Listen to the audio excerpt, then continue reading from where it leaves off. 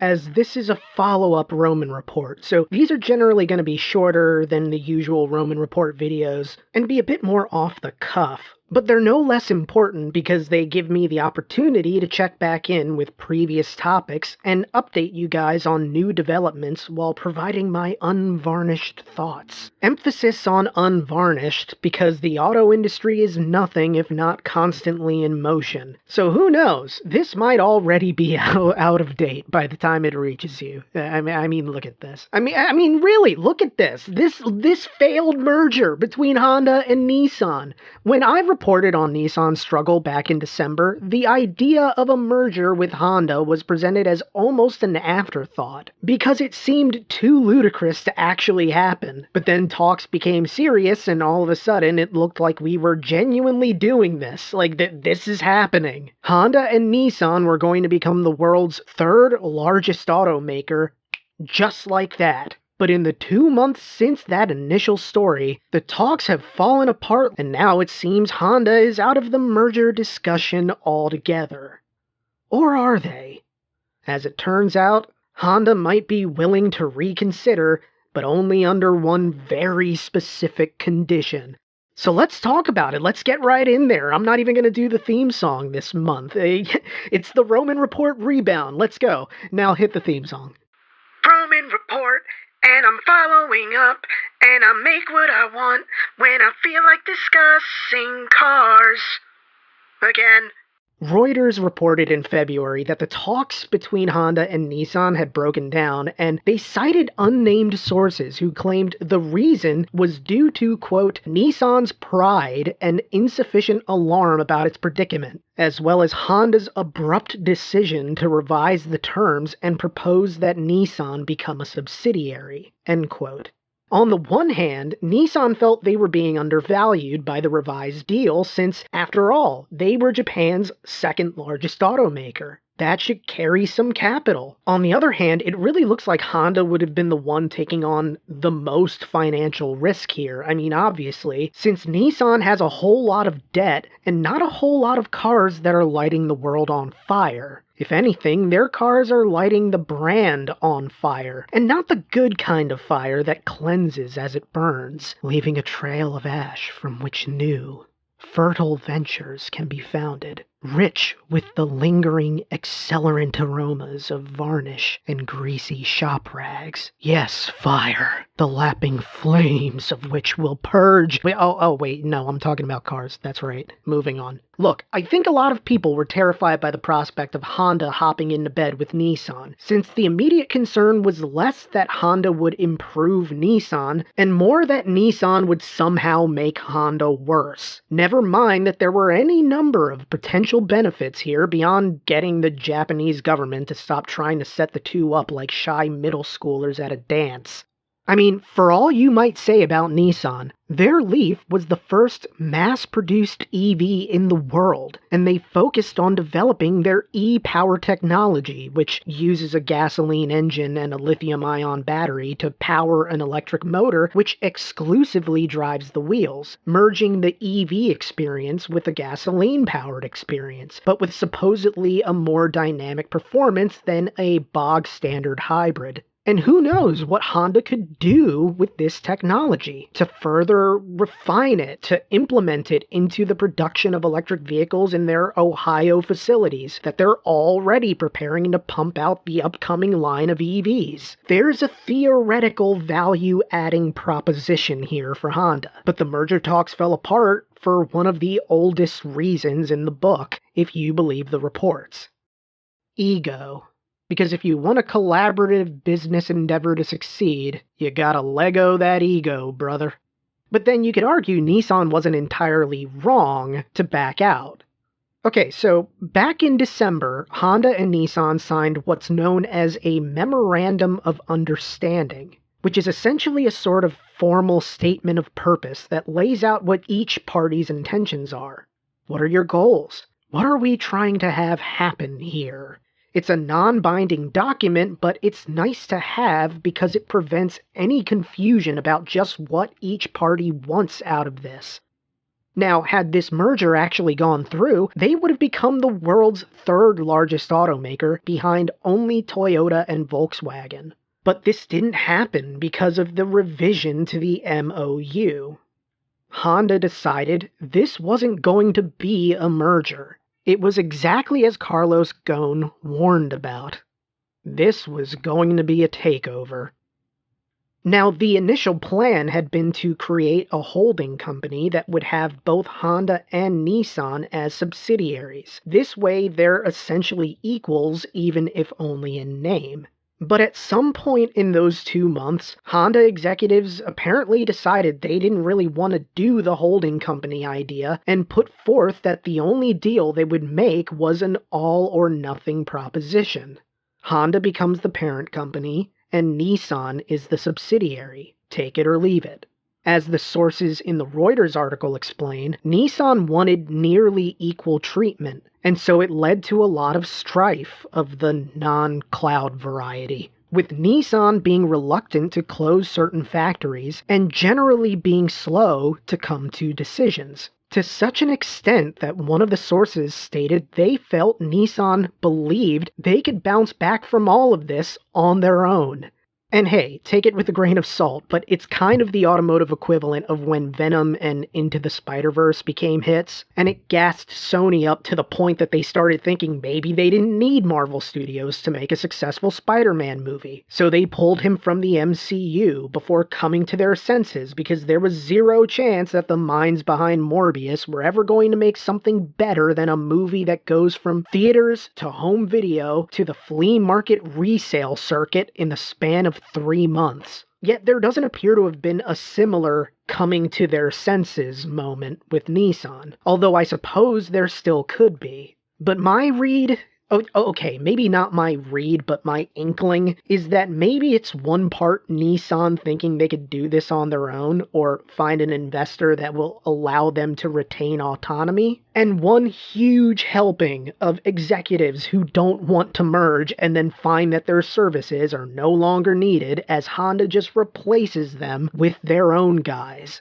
Granted, one would think they'd probably get a golden parachute to go with the pink slip and the kick out the door, but maybe the fear of not getting adequately compensated is enough to scuttle the deal. Or maybe it really is that Nissan felt undervalued and didn't appreciate how the revised proposal essentially minimized the company and its potential contributions. But that just seems hard for me to believe in the wake of everything Nissan doesn't do to change its fortunes.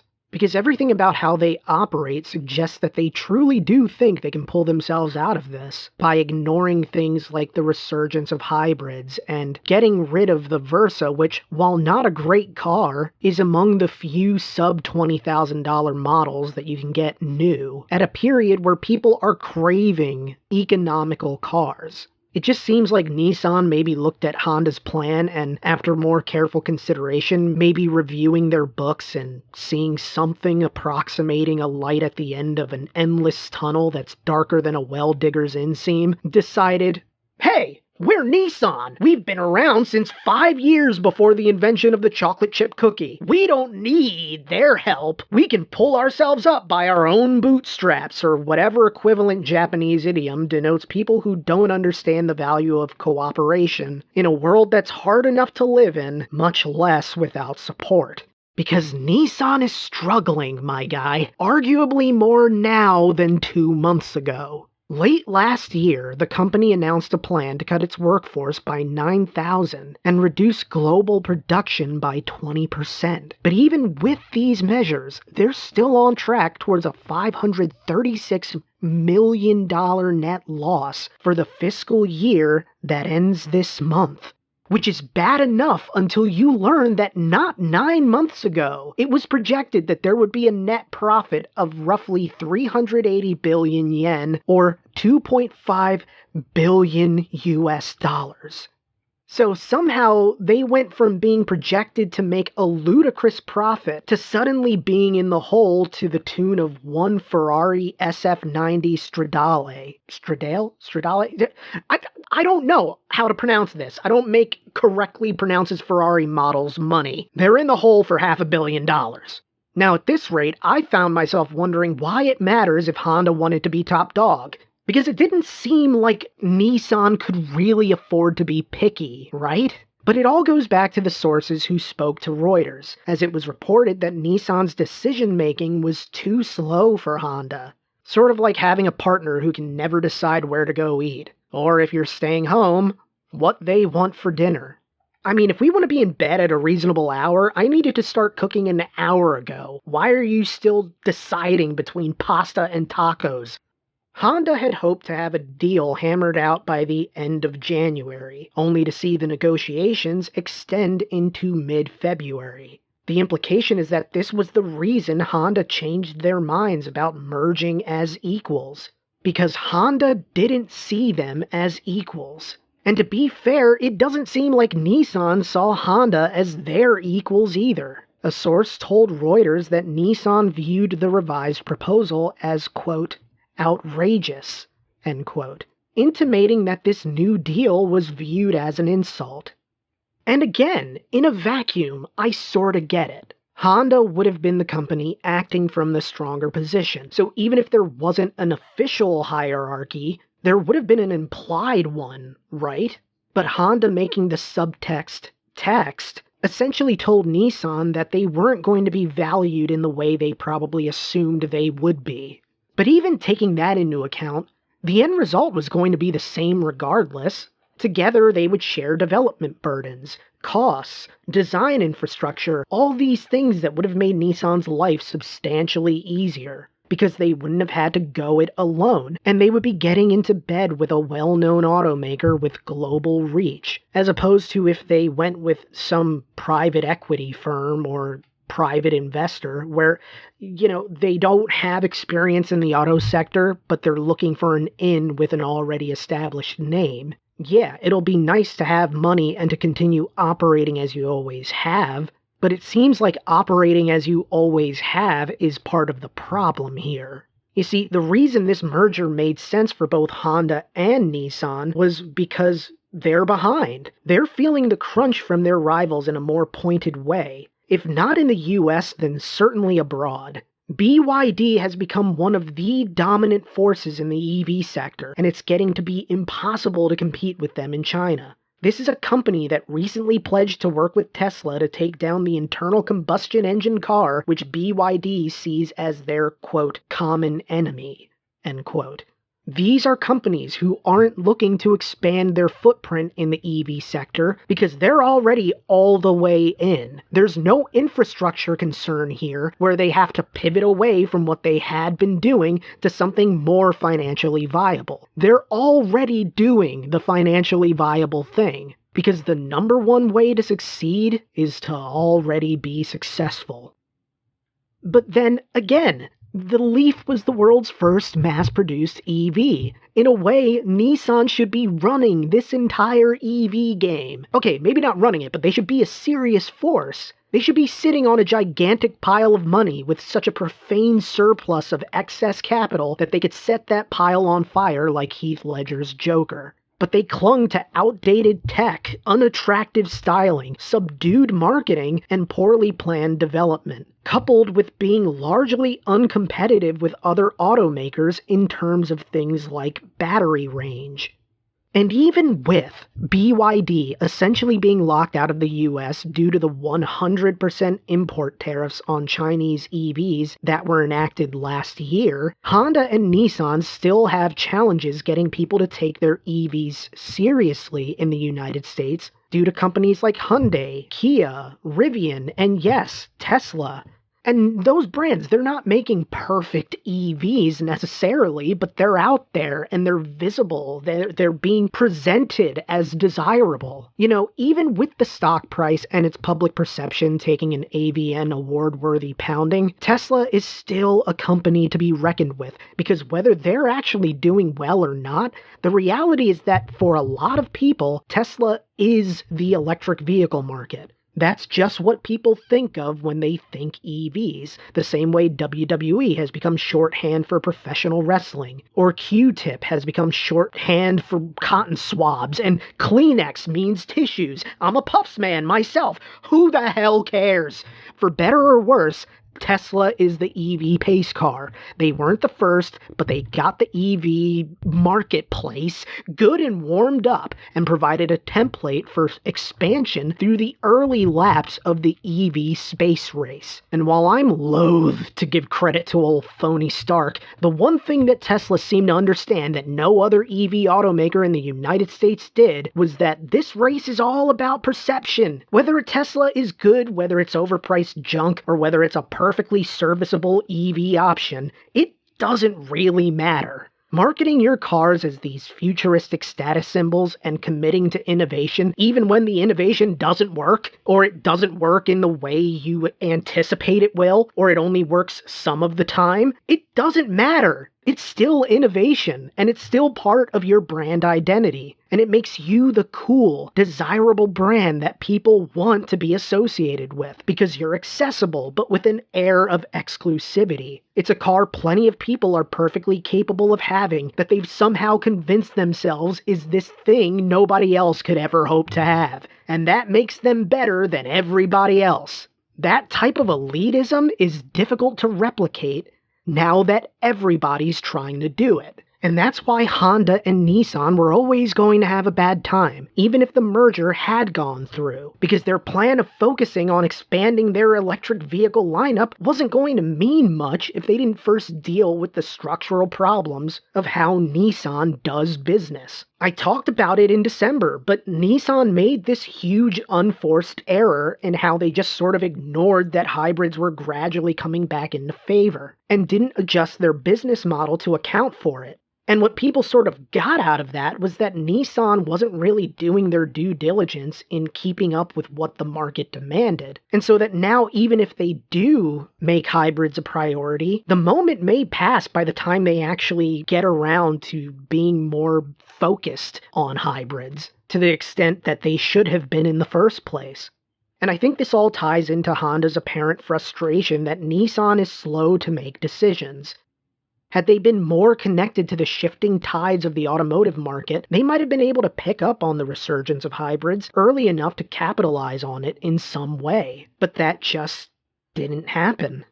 And I'm not saying that focusing on hybrids would have necessarily saved Nissan, but it potentially could have given them a little bit more lead time to figure out the next move that potentially could save them. So what happens now? Well, the Financial Times noted last month that Honda was open to resuming potential merger talks if, and only if, Nissan CEO Makoto Uchida stepped down.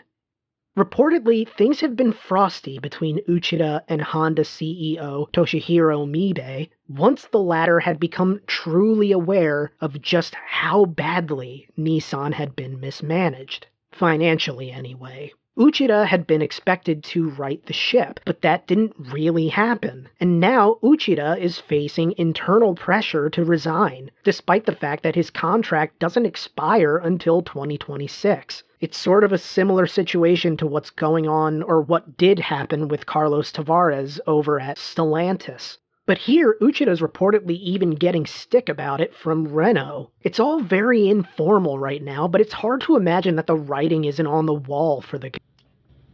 Alright, I have desperately got to stop covering Nissan, because the last time that I covered Nissan on the Roman Report, I ended up having to break into the video with a breaking news bulletin, and the same thing is happening now. The video is done. It's already up for our patrons, and I'm having to cut back in to let you know that Makoto Uchida is officially out as the Nissan CEO, to be replaced by 46-year-old Ivan Espinosa, a man who joined Nissan in 2003 and has mostly been stationed in Mexico, but although he's also worked in Europe and parts of Southeast Asia. And it's really kind of a heartbreaking end. Let me read you some of Uchida's statement, because this was apparently announced via Zoom press conference, because that's the world we're living in now. He said that, "I believe that quickly passing the baton to my successor is the way to take responsibility as CEO of the company. To this end, I have been striving to improve Nissan's performance. However, since we unveiled the turnaround plans last fall, people not only outside the company, but inside began to question my responsibility. Given that I am unable to gain the confidence of some of my employees and that the board made a request, making a fresh start will be in the best interest of Nissan. I deeply regret that I have to pass the baton to my successor under these circumstances. And it's really kind of heartbreaking in a way. Like, I feel bad for the guy. I really, really do. He expresses hope for the future in the sense that Espinosa is someone in his 40s and he's also, quote, a real car guy. I don't know if this is to imply that other people who've held this position aren't real car guys, but maybe it's to imply that he would be taking the company in a more enthusiast direction. I don't know, but Espinosa apparently didn't know about this. Like, I mean, either that or he was informed late because he says that I just found out about this appointment. Here, let me read the whole thing. He says, quote, "To be honest, since I just found out about this appointment, I don't have much to say. However, I really want to express my gratitude to the board for trusting me to lead the company through these challenging times." End quote. So I think this could potentially put the Honda and Nissan merger talks back on the table because Nissan has now satisfied Honda's one condition for coming back to the negotiation table. But what that actually means for Nissan's future going forward, or Honda's for that matter, is going to be something that's going to take a much longer time to find out, obviously. But I'm going to continue with the rest of the video as it was because a lot of what remains is speculation about the potential directions that a merger could go and whether or not it's a good idea. And so hopefully you guys stick around and enjoy the rest of the video. Blah, blah, blah. Why can't I talk? Lisp. Hopefully you stick around and enjoy the rest of the video and let me know what you think in the comments. Back to you, Nick. But even with Uchida gone, there's no guarantee that the revised Honda deal would go through anyway, because it would require executives at Nissan accepting the uncertainty of their involvement in any sort of new venture. Maybe Honda will want all the old figureheads gone. Maybe they'll want to implement different ideas that fundamentally change what Nissan is and what the brand means in the eyes of consumers. Or take the company in a different direction that is incompatible with the vision Nissan executives have for the company. I don't know if Nissan getting into bed with some other private equity or private investment firm would make much sense. Or getting into bed with another automaker for that matter. I mean, I guess Tesla, maybe they would have the capital to do this, but even then, it doesn't really make a whole lot of sense, right? There have been rumors out there that a consortium of Japanese businessmen and even the former prime minister have been getting together to potentially try and convince Tesla to save Nissan. But how much sense does that really make for Tesla right now? How much sense does it make for any automaker? Especially when Nissan wants to retain autonomy, it seems. Because anyone who'd spend the amount of money it would take to pull Nissan out of the tailspin would obviously want some kind of control as a means of assuring a return on their investment. It wouldn't make sense for anybody to invest in this company and to just allow the people in charge to keep running things as they always have. But while it might not seem like the company would be a value add to Honda's portfolio, there could be some potential benefits. And this is without getting into the Renault of it all and what they would want in order to sell their shares, or Mitsubishi backing out of talks to focus on being a volume economy brand, while struggling to sell enough cars to even justify that minimalist approach.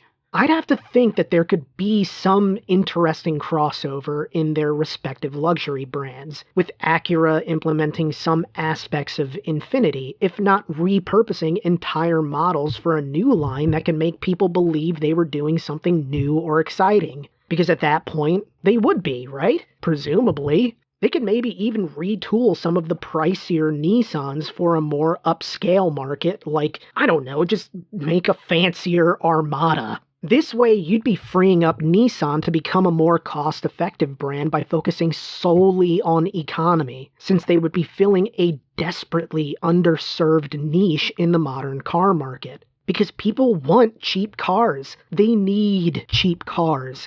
And with Honda providing gearboxes, that would presumably help solve the awful, awful CVT problems that Nissan has been having, along with any number of build quality concerns that Honda's infrastructure could help address, to where the cars being made are more economical to consumers and generally last longer, you know? It'd probably cost more to make them in the beginning, but those costs have every possibility of falling over time once the framework is in place. Or, if Nissan doesn't want to become the cheap car brand, they could rededicate their efforts to becoming an EV powerhouse while Honda adapts the architecture of the Armada and Xterra to finally start making dedicated body-on-frame trucks. Now, I'm not saying any of this would necessarily work or that it's even a sensible idea for what the needs of each company present, but rather to just point out that there may be something in this for Honda too, even if it doesn't seem like they have anything to gain from all this. It's going to take time for Nissan to figure out what its future is going to look like, but the problem is that they don't have a lot of time, if we believe the sources from my report in December, which is, well, okay, they weren't my sources, but basically the implication being that Nissan only had a year left to live. I don't know that I necessarily believe that, but it does seem like we should be having an all-hands-on-deck situation at Nissan, that alarm bells should be going off, and Nissan executives should be meeting this situation with the gravity and urgency that it deserves. But if you believe some of the sources that would know better, that doesn't really seem to be the case. So if it's not going to be Honda, it has to be somebody. And they've got to figure it out sooner rather than later. Well, obviously. But what do you think? Will the merger go through now that Nissan has a potential inroad back to the negotiation table, or have they biffed it for good? Do you think Nissan can survive without Honda, or is this the specific company that can help them the best? Are there others out there who would make a better fit? Could Nissan even potentially make it on their own? Should this merger even happen, or are both companies better off on their own? I want to hear from you in the comments, because I'm in there. I'm reading it, I'm scouring, I'm replying. Be on the lookout for username LimitedTimeRoman, because I want all of the thoughts. All of those thoughts, I want them. If you liked the video, please consider leaving a like, a comment, or even sharing the video so we can get a real discussion going on in here. And if you'd like to support us, consider subscribing and tapping that bell icon so you're notified for every new video.